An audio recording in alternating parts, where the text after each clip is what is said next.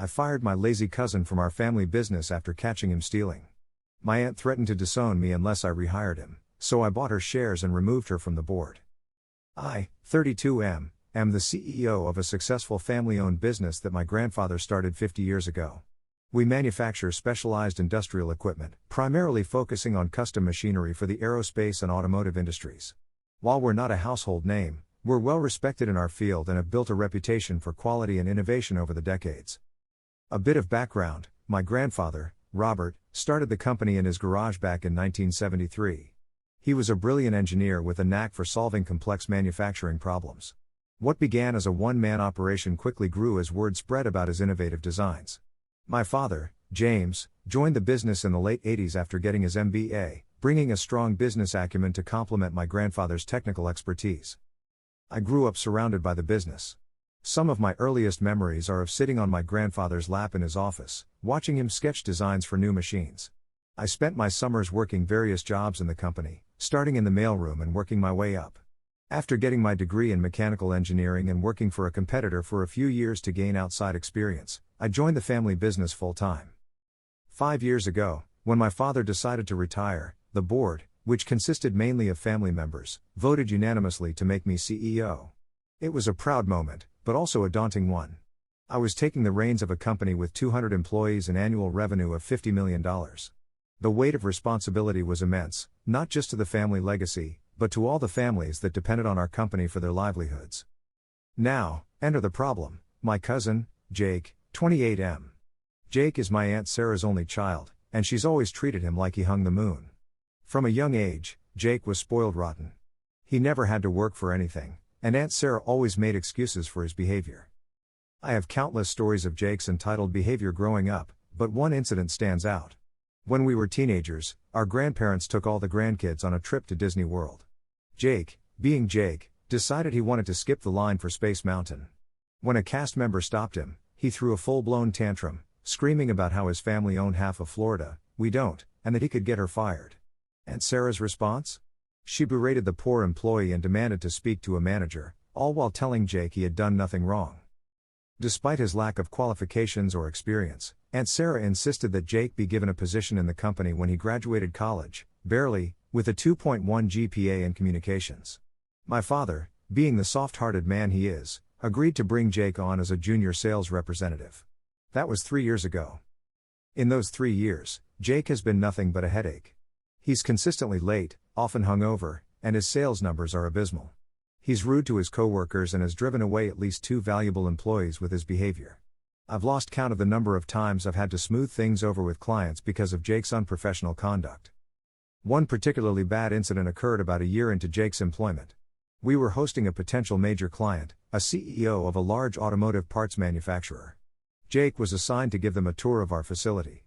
Not only did he show up 30 minutes late and visibly hungover, but he also managed to insult the CEO's home state, make an inappropriate joke about the CEO's daughter, who was part of the visiting team, and then vomit in a trash can in front of everyone. Needless to say, we didn't get that contract. I've tried everything to motivate him.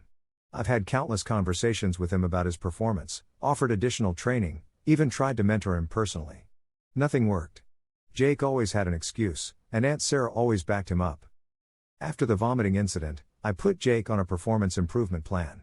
I laid out clear, achievable goals and explained that failure to meet these goals would result in termination. Jake nodded along, but I could tell he wasn't taking it seriously. Sure enough, 3 months later, he hadn't met a single goal. I was ready to fire him then, but Aunt Sarah intervened. She tearfully begged me to give Jake one more chance, swearing that he had turned over a new leaf.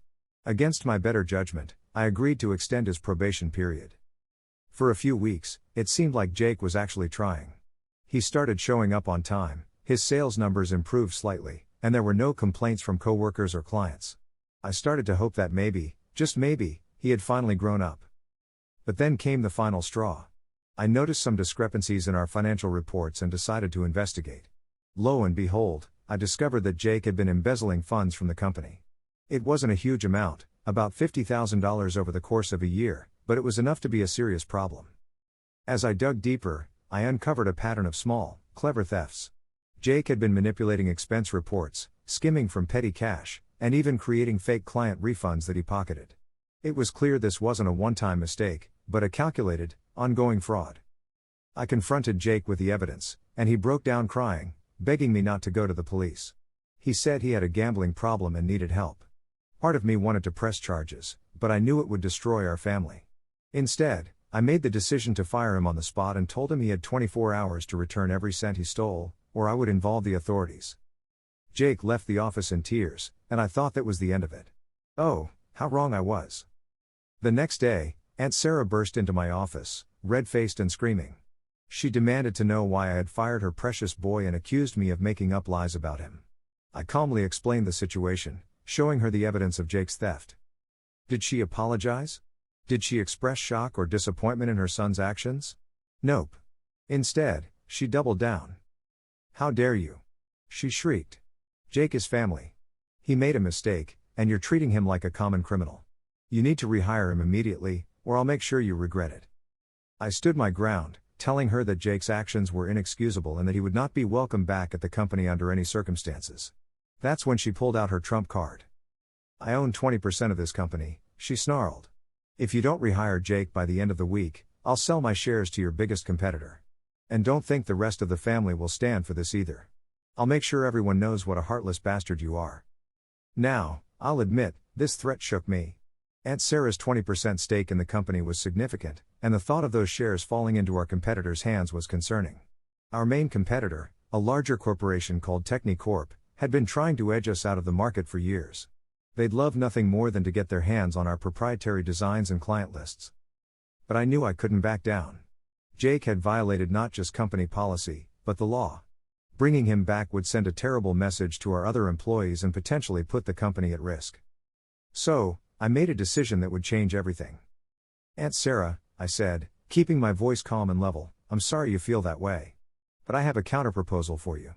Instead of selling your shares to our competitor, why don't you sell them to me? She looked at me like I had grown a second head. What are you talking about? I explained that I was willing to buy her shares at market value, plus a 10% premium. It would be a significant financial hit for me personally, but I saw it as an investment in the company's future.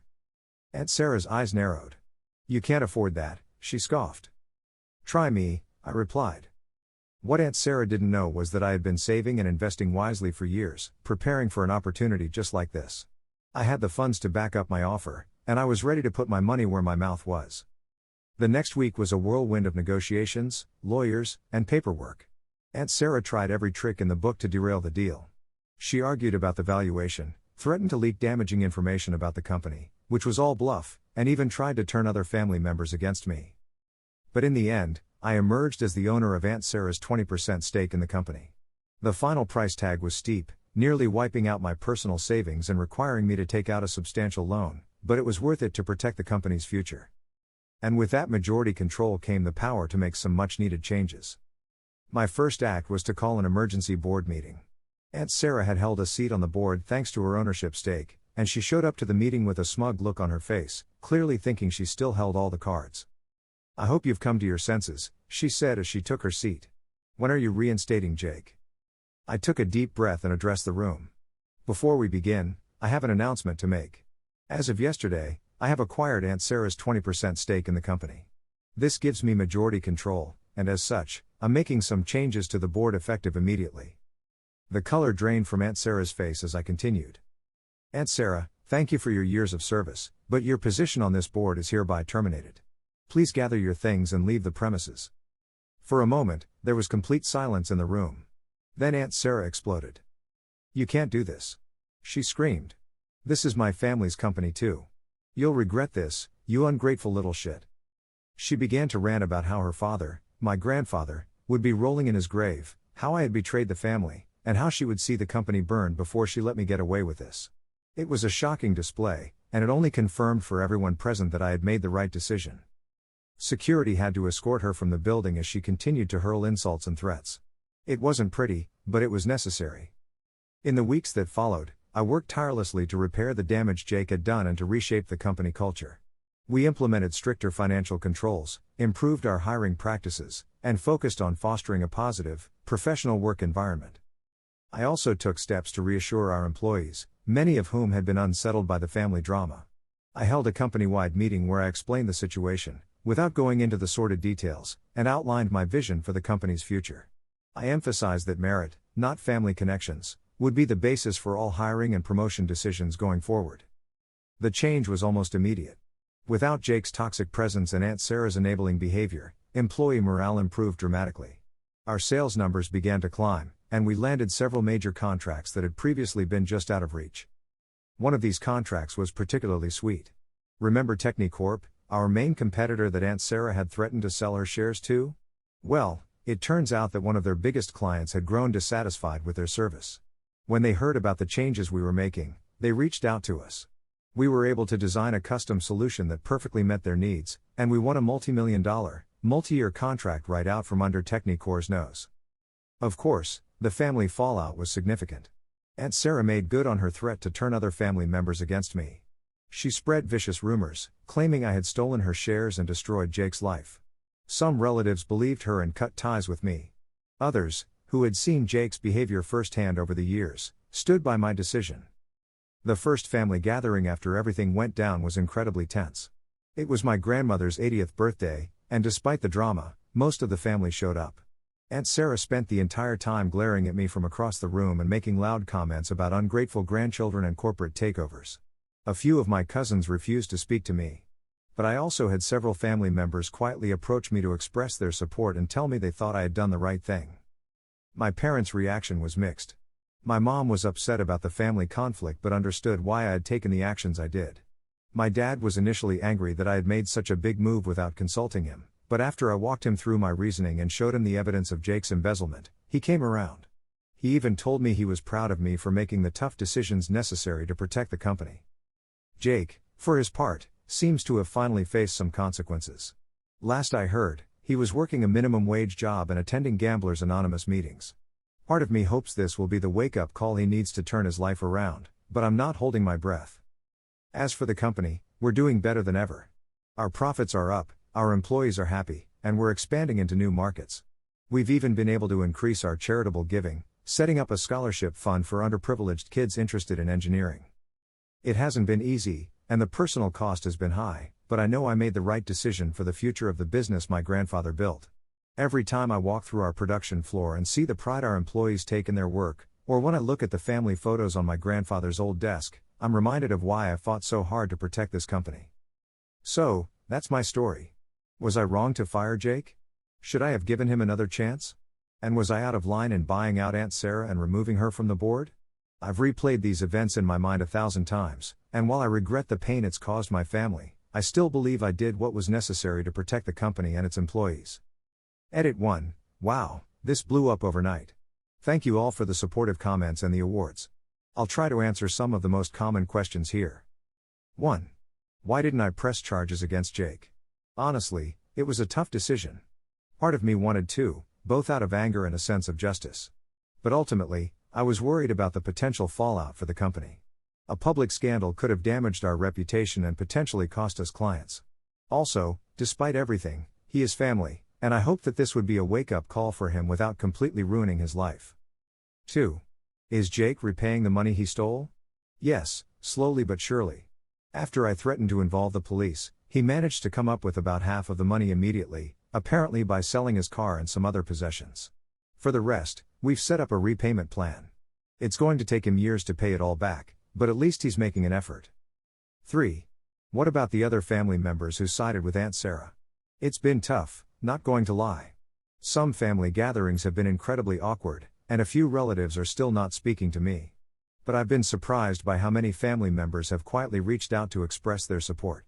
Several have told me they always knew Jake was trouble but were afraid to speak up against Aunt Sarah. 4. Have there been any legal repercussions? Aunt Sarah made some threats about suing me, but nothing has come of it so far. The share purchase was all above board and legally documented. As for Jake, as long as he sticks to the repayment plan, I'm not planning to take any legal action. 5. How has this affected your relationship with your father? This is actually one of the positive outcomes of this whole mess. My dad was initially upset about the situation, but after I showed him the evidence of Jake's theft and explained my reasoning, he's been incredibly supportive. He's told me several times how proud he is of how I've handled things and that he thinks his father, my grandfather, would have approved. 6. Any advice for others dealing with problematic family members in a business setting? Document everything. Set clear expectations and consequences from the beginning. Don't let family ties cloud your judgment when it comes to protecting your business. And most importantly, be prepared to make tough decisions. Sometimes, protecting the greater good of the company and its employees has to take precedence over keeping the peace in the family. Thank you all again for your support and advice. It's been a challenging few months, but I'm feeling more confident than ever that I made the right choice. Edit 2, holy cow, I can't believe how much attention this post has gotten. Thank you all for the additional comments, DMs, and awards. I've received a lot of questions about the aftermath and how things are going now, so I thought I'd provide another update. Edit 2, continued. It's been about 6 months since everything went down, and here's a quick update. 1. The company is thriving. We've had our best quarter ever and expanded into 2 new markets. 2. Jake has stuck to his repayment plan and is 4 months sober. He's working a steady job and attending therapy. 3. Aunt Sarah tried to sue but dropped the case when her lawyer explained she had no grounds. 4. Most of the family has come around. We had a reunion last month, and it was almost normal. 5. We've implemented new anti-nepotism policies and ethics training for all employees. 6. I've started mentoring young entrepreneurs, sharing lessons from this experience. 7. Oh, and that big contract we were after? We got it.